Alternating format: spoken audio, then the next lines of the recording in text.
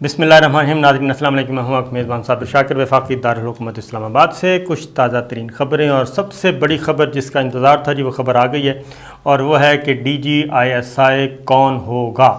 तो DGISI कौन होगा इसका फ़ैसला हो चुका और DGISI हैं जनाब lieutenant general Nadeem Ahmad Anjum. ISI के नए सरबरा लेफ्टिनेंट जनरल नदीम अहमद अंजुम हैं और ये इंतहाई टैलेंटेड और ये किसकी चॉइस हैं ये आपको बताएंगे। और DGISI की अनाउंसमेंट में आखिर इतना टाइम क्यों लगा, army chief general Qamar Javed Bajwa और वज़ीर आज़म इमरान खान के दरमियान DGISI के बारे में मुशावरत हुई, तवील मुशावरत, और बिल आखिर नदीम अहमद अंजुम को फ़ाइनल कर लिया गया। और इससे क्या असरात मुरतब होंगे और मरियम बीबी क्यों खुश हैं इस सारे मामले से, जनरल फैज़ की तब्दीली से मरियम बीबी का क्या ताल्लुक़ है, ये ज़रा आपसे हम बताएंगे। और इसके अलावा भी अफ़वाज पाकिस्तान में बड़ी ही अहम तरीन तब्दीलियाँ की गई हैं और वो तब्दीलियाँ क्या क्या हैं उसमें जनाब लेफ्टिनेंट जनरल मोहम्मद सईद को कोर कमांडर कराची तैनात किया गया है। लेफ्टिनेंट जनरल मोहम्मद सईद कौन हैं? ये NDU में इस वक्त प्रेसिडेंट थे और इससे पहले जब ये मेजर जनरल थे तो ये DG rangers Karachi, DG rangers Sindh के तौर पे अपने फ़राइज़ सर अंजाम दे रहे थे। वहाँ से उनको NDU में लाया गया और अब NDU से वापस उनको भेज दिया गया है कराची और कोर कमांडर कराची बहुत ही इम्पॉर्टेंट पोस्ट है, अहम तरीन पोस्ट कहलाई जाती है, सेंसिटिव पोस्ट कहलाई जाती है हर एतबार से, क्योंकि कराची पाकिस्तान का नंबर 1 सिटी है बंदरगाह के एतबार से। और फिर वहाँ पे जो कुछ इंसर्जेंसीज होती हैं और ख़ास तौर पे एक जो सिलसिला शुरू हुआ MQM के ख़िलाफ़, अल्ताफ़ हुसैन नेटवर्क के ख़िलाफ़ जो ऑपरेशन, तो उसमें कंटिन्यूटी हर सूरत में रखनी है, लिहाजा वापस। और उससे पहले भी इसी तरीके से हुआ था कि जनरल बिलाल अकबर थे, मेजर जनरल वहाँ DG रेंजर्स थे, फिर कोर कमांडर आए, वो भी अहम ओहदों पर तैनात रहे। उसके बाद ये अगली पोस्टिंग जो है वो है जनरल नोमान महमूद, सदर नेशनल डिफेंस यूनिवर्सिटी, इनको लगाया गया है। ये कराची में थे और इनका आपस में हो गया जी। फिर एक अहम तरीन पोस्टिंग वो की गई है lieutenant general Asim Munir. Lieutenant general Asim Munir जो हैं जी उनको गुजरांवाला, कोर कमांडर गुजरांवाला थे, उनको वहाँ से ट्रांसफ़र कर दिया गया। हेड क्वार्टर में क्वार्टर मास्टर जनरल उनको लगाया गया है। जबकि एक और अहम पोस्ट उस पर भी तैनातियाँ हुई हैं, लेकिन इसके साथ साथ मैं आपको बता दूं कि 2 प्रमोशंस भी हुई हैं। मेजर जनरल आसिम मलिक को लेफ्टिनेंट जनरल के ओहदे पर फाइज कर दिया गया है। लेफ्टिनेंट जनरल आसिम मलिक पाक फ़ौज के एडजुटेंट जनरल होंगे। ये भी अहम तरीन पोस्ट होती है जी एडजुटेंट जनरल की। ये इसके अलावा जो जनरल फैज़ हमीद DGISI उनको कोर कमांडर पेशावर भेज दिया गया है। उनको कोर कमांडर पेशावर क्यों भेजा गया है ये मैं आपको बताता हूं, क्योंकि उनकी इस वक्त हमारा जो सबसे ज़्यादा बर्निंग है जी वो वेस्टर्न बॉर्डर है। वहाँ पे सब कुछ जो खिचड़ी पकनी है मुस्तकबिल में वो वेस्टर्न बॉर्डर अफ़गानिस्तान, और बहुत ही हसास तरीन मामला है।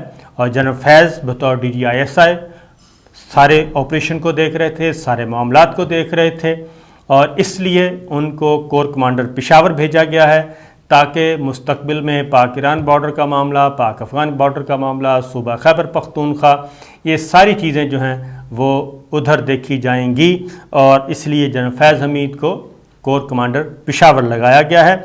और लेफ्टिनेंट जनरल मोहम्मद आमिर जो कि एडजुटेंट जनरल थे उनको लगाया गया है जी core commander Gujranwala. Lieutenant general Asim Munir को मैं बता चुका हूँ क्वार्टर मास्टर जनरल लगाया गया, ये भी अहम तरीन पोस्ट थी। और आसिम मुनीर साहब DGISI थे, DGISI से उनको कोर कमांडर गुजरांवाला भेजा गया, कोर कमांडर गुजरांवाला से अब वो QMG हेड क्वार्टर आ चुके हैं। तो ये अहम तरीन पोस्टिंग ट्रांसफर। कोर कमांडर पिंडी पहले ही तब्दील कर दिया गया था, साहिर शमशाद साहब को लगाया था, लोधी साहब को। तो ये जनरल कमर जावेद बाजवा ने इसमें सारी पोस्टिंग ट्रांसफ़र एक नई बिसात बिछा दी है और नया नक्शा सामने आ गया है। اب آتے ہیں جی DGISI کے نام پہ. DGISI کے لیے تمام پوسٹنگ ٹرانسفر ہو گئیں. اس کے بعد army chief general Qamar Javed Bajwa کی ملاقات ہوتی ہے پرائم منسٹر عمران خان سے. وہاں پہ 3 نام زیر بحث تھے، 3 نام، اور ندیم انجم جن کو لگایا گیا ہے یہ نمبر 1 ٹاپ پہ تھے، اور جنرل قمر جاوید باجوہ صاحب بھی یہی چاہتے تھے کہ انہی کو یہاں پہ لگایا جائے DGISI کے طور پہ، کیونکہ اس طرح کے جو ان کا پروفائل ہے اس کے اکارڈنگلی یہ بہت ہی ناگزیر تھے. باقی 2 نام تھے ان کا ہم ڈسکس نہیں کرتے. 2 نام تھے زیر بحث تھے، زیر غور تھے، اور آصف غفور صاحب کا نام بھی آیا تھا، اور نعمان کا نام، لیفٹیننٹ جنرل نعمان کا نام بھی آیا تھا. تو یہ دونوں نام پیچھے چلے گئے، اور لیفٹیننٹ جنرل ندیم احمد انجم وہ اتفاق سے یہ فیصلہ ہوا ہے. اور اب آتے ہیں جی جنرل فیض حمید صاحب کے جانے پہ شادیانے بجائے جا رہے ہیں، اور مریم صفدر صاحبہ نے کہا ہے کہ یہ ہے وہ امپائر جس کا ہم نے نام نہیں لیا تھا، تو امپائر تھے جنرل فیض صاحب.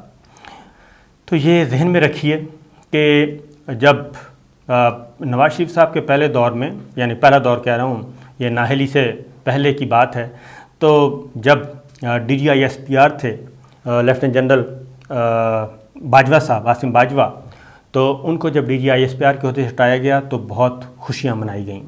اور خاص طور پہ مسلم لیگ نواز کے جو اب کے ترجمان ہیں زبیر صاحب، انہوں نے کہا کہ دیکھا ہم نے ان کو بندوقیں صاف کرنے پہ لگا دیا ہے.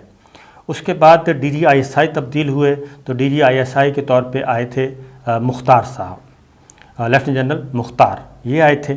اور جب وہ آئے تو ان پہ بھی شادیانے بجائے گئے کہ اب ہمارے سارے معاملات سیٹ ہو گئے. تو لیفٹیننٹ جنرل مختار جو تھے اس پہ کیوں اتنی شادیانے بجائے گئے تھے شریف فیملی کی طرف سے؟ کیونکہ ان کی رشتہ داری بنتی تھی کہیں چودھری منیر صاحب سے، جو کہ سمدھی ہیں مریم صفدر صاحبہ کے. اب ان کو یہ نہیں پتہ کہ افواج پاکستان میں کوئی آئے کوئی جائے کوئی فرق نہیں پڑتا، کیونکہ وہاں کا جو ڈسپلن ہے، وہاں کا جو سسٹم ہے وہ دنیا ہی اور ہے. وہاں ہر چیز قاعدے اور ضابطے کے مطابق دیکھی جاتی ہے، اور سب ود ان انسٹیٹیوشنز، اور سب انسٹیٹیوشنز کے تابع ہوتے ہیں. وہاں پہ کوئی ایک اتھارٹی کچھ بھی نہیں ہوتی. یہ بات ذہن میں رکھیے، اتھارٹی صرف ایک ہی ہے ادھر، اور وہ ہے آرمی چیف کی، وہ حکم چلتا ہے. کور اپنے اپنے کورز میں اتھارٹی ہیں. تو یہ ذہن میں یہ اصل میں بھول گئے. دوسرا، اب فوج کا کلچر کافی تبدیل ہو چکا ہے.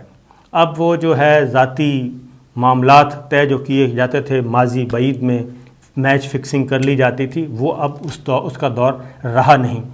اسی لیے جنرل قمر جاوید باجوہ کا جو انتخاب کیا تھا، یہ بھی نواز شریف صاحب نے یہ سوچ کے کیا تھا کہ یہ کمزور ترین ہے، اور ورنہ تو نام لیا جا رہا تھا لیفٹیننٹ جنرل اشفاق ندیم صاحب کا اور دیگر کا، تو ان کو انہوں نے ڈراپ کیا تھا اور قمر جاوید باجوہ صاحب کو لے کے آئے تھے.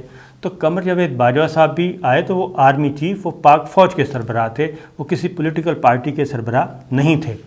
انہوں نے یہ بات نواز شریف صاحب سے بھی کہی، انہوں نے یہ بات شاہد خاقان عباسی صاحب سے بھی کہی، یہ بات انہوں نے عمران خان صاحب سے بھی کہی کہ ہم آئین اور قانون کے تابع ہیں.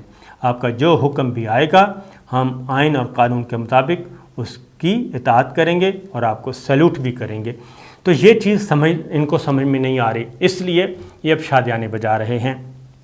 تو فیض حمید صاحب نے جی بھرپور دور گزارا، اور اس میں کوئی شک نہیں ہے، اور بھرپور دور گزارا، پریس میں بھی رہے، نیشنل میں بھی، انٹرنیشنل پریس میں بھی رہے، اور بھرپور اننگز کھیلنے کے بعد اب وہ کور کمانڈر پشاور تعینات کیے گئے ہیں.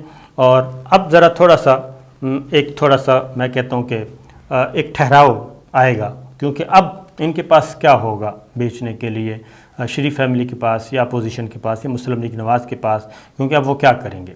اصل مسئلہ یہ ہے. تو انڈین میڈیا خاص طور پہ ایک نیا سلسلہ، ایک نئی کیا کہنا چاہیے کمپین چلا رہا تھا کہ جناب پتہ نہیں کیا ہو گیا، یہ ہو گیا، وہ ہو گیا. تو آپس کے اختلافات، یہ ساری چیزیں جی بلشٹ ہیں، اس کے علاوہ کچھ نہیں ہے. تو ایک نیا دور، نیا آغاز. تو اب دیکھنا یہ ہے کہ آگے کی پولیٹکس کیا رنگ اختیار کرتی ہے، کیونکہ میرے خیال میں ایک نئے دور کا آغاز ہوگا، ایک نیا باب شروع ہوگا، اور اس میں کیونکہ اب ساتھ ساتھ یہ بھی رکھیے کہ آج کے دن نئے جو نیب آرڈیننس ہے وہ بھی آ چکا ہے، اور اس میں بھی بہت ساری تبدیلیاں کر دی گئی ہیں، جس کو کہا جا رہا ہے کہ یہ یکدم بہت سارے طبقوں کو NRO دے دیا گیا ہے، اور اس میں ٹیکس میٹرز جو ہیں وہ نیب کی دسترس سے نکال دیے گئے ہیں۔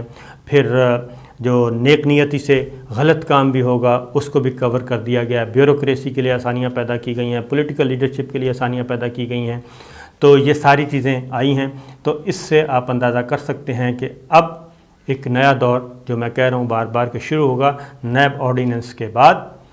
اس سائڈ پہ بھی کافی ریلیف محسوس کریں گے اور ایکٹیویٹی بڑھے گی، اکنامک ایکٹیویٹی، ڈیولپمنٹ ایکٹیویٹی، اور جو حکومت کے رکے ہوئے کام ہیں جو بیوروکریسی نہیں کر رہی تھی وہ بڑھے گی، ذرا افسران دھڑلے سے کام کریں گے، اور اس میں یقیناً اگر کوئی ایک آدھ غلط ہوگا وہ پکڑا بھی جائے گا، تو یہ ذہن میں رکھیے گا۔ تو آج کا دن کافی امپورٹنٹ ہے۔ تو ماضی میں بھی DGISI جو ہے وہ ہمیشہ خبروں کی زینت بنے رہے، اور وہ خواہ DGISI آپ کے اشفاق پرویز قیانی صاحب ہوں، مختار صاحب ہوں، رضوان صاحب ہوں، یا پھر کوئی اور جتنے بھی DGISI ہیں، ایون آپ کے شجاع صاحب تھے، لیفٹیننٹ جنرل شجاع رہے ہیں، تو جتنے بھی شجاع پاشا، تو جتنے بھی DGISI رہے وہ ہماری مقامی اور عالمی ذرائع ابلاغ کی زینت بنے رہے۔ اس کی وجہ یہ ہے کہ ISI دنیا کی نہ جانی پہچانی ایک ایجنسی ہے، اور دنیا اس کو جانتی ہے، دنیا اس کو دیکھتی ہے، اور ISI دنیا بھر کی ٹاپ ریٹڈ جو انٹیلیجنس ایجنسیز ہیں، خواہ وہ CIA ہے، خواہ وہ را ہے، خواہ وہ موساد ہے، خواہ وہ MI6 ہے، تو ان سب کا مقابلہ کرتی ہے۔ اور اگر ہماری انٹیلیجنس ایجنسی نہ ہوتی ISI، تو پاکستان کا اللہ جانے کیا حشر کیا جا چکا ہوتا۔ پچھلے 20 سالوں میں دنیا بھر کے انٹیلیجنس ایجنسیاں جو ہیں وہ افغانستان میں بیٹھ کے آپریٹ کر رہی تھیں، بلوچستان کو کلٹیویٹ کرنا چاہ رہے تھے، سندھ کو کلٹیویٹ کرنا چاہ رہے تھے، قبائلی علاقوں کو کلٹیویٹ کرنا چاہ رہے تھے، الطاف حسین جیسے پتہ نہیں کیسے کیسے لوگ انڈکٹ ہو چکے تھے، تو ان سب کا صفایا کیا۔ تو دیکھتے ہیں جی آنے والے دنوں میں کیا ہوگا۔ اجازت دیجیے، اللہ حافظ۔